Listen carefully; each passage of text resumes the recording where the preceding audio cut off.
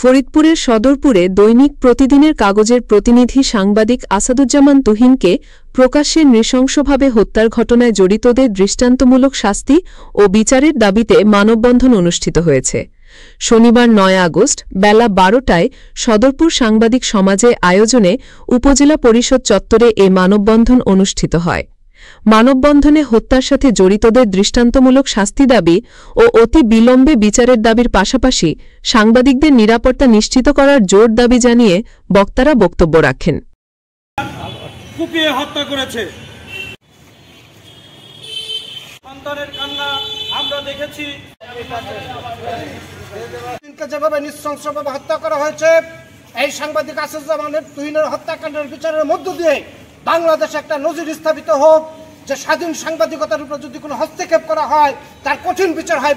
ভাবে সন্ত্রাসীরা হত্যা করেছে। সাংবাদিক সমাজ হচ্ছে জাতির বিবেক।